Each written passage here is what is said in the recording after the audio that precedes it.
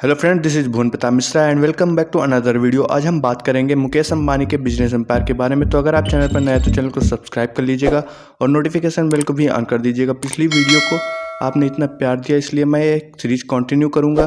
तो आप मुझे इंस्टाग्राम पर फॉलो कर सकते हैं। मेरा यूजर नेम है भुवन प्रताप मिश्रा के नाम से। तो चलिए शुरू करते हैं बिना किसी देरी के। आप गरीबी में जन्मे ये आपकी गलती नहीं है, किंतु आपका गरीबी में ही मर जाना निश्चित ही आपकी गलती है।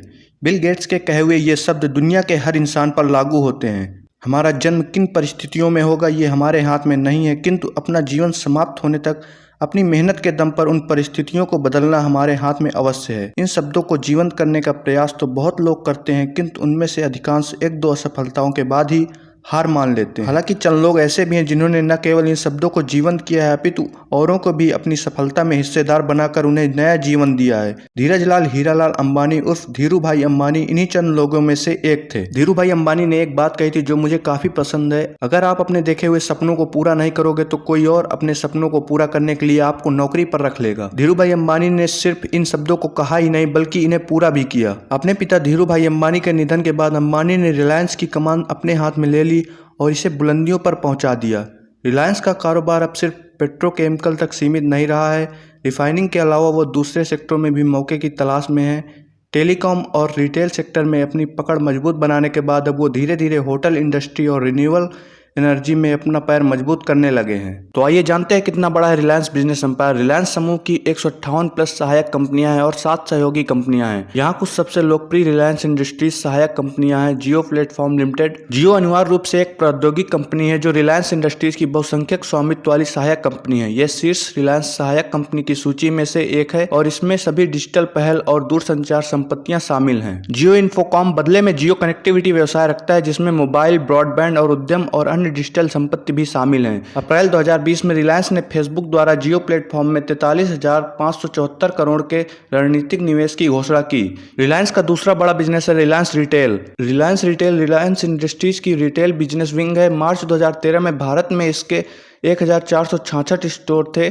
यह भारत में सबसे बड़ा खुदरा विक्रेता है क्योंकि इसमें Reliance fresh, Reliance footprint, Reliance time out, Reliance wellness, Reliance trends, Reliance autozone, Reliance smart, Reliance I store जैसे कई ब्रांड शामिल हैं। Reliance home kitchen, Reliance market, cash and carry और रिलायंस ज्वेल सभी रिलायंस रिटेल ब्रांड के बैनर तले आते हैं। रिलायंस लाइफ साइंस यह कंपनी चिकित्सा संयंत्र, औद्योगिक जैव प्रौद्योगिकी के अवसरों के आसपास काम करती है। ये biopharmaceuticals, clinical research services, regenerative medicine, molecular medicine, novel therapeutics, biofuels, plant biotechnology और मेडिकल बिजनेस इंडस्ट्री के औद्योगिक जैव प्रौद्योगिकी क्षेत्र में रिलायंस इंडस्ट्रीज के उत्पादों के निर्माण, ब्रांडिंग और मार्केटिंग में माहिर। Reliance institute of life science की स्थापना धीरू भाई अंबानी फाउंडेशन द्वारा की गई थी क्योंकि यह जीवन विज्ञान और संबंधित प्रौद्योगिकियों के लिए विभिन्न क्षेत्रों में उच्च शिक्षा प्रदान करने वाली संस्था है। रिलायंस लॉजिस्टिक्स यह परिवहन, वितरण, भंडारण, रसद और आपूर्ति श्रृंखला से संबंधित उत्पादों की बिक्री करने वाली एक एकल खिड़की वाली कंपनी है। रिलायंस लॉजिस्टिक्स अपने स्वयं के बेड़े और बुनियादी ढांचे के साथ एक परिसंपत्ति आधारित कंपनी है। यह रिलायंस समूह की सहायक कंपनियों और बाहरी लोगों की रसद सेवाएं प्रदान करती है।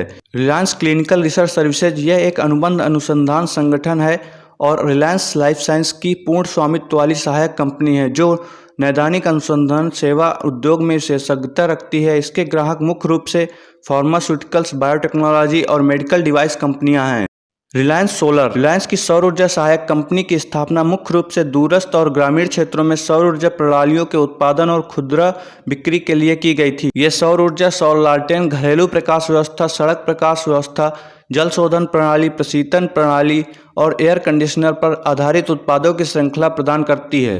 नेटवर्क 18 मास मीडिया कंपनी में टेलीविजन, डिजिटल प्लेटफॉर्म, प्रकाशन, मोबाइल ऐप और फिल्मों में इसकी रुचि है। यह क्रमशः वायकॉम और E+E नेटवर्क के साथ वायकॉम 18 और हिस्ट्री टीवी 18 नामक 2 संयुक्त उद्यम भी संचालित करता है।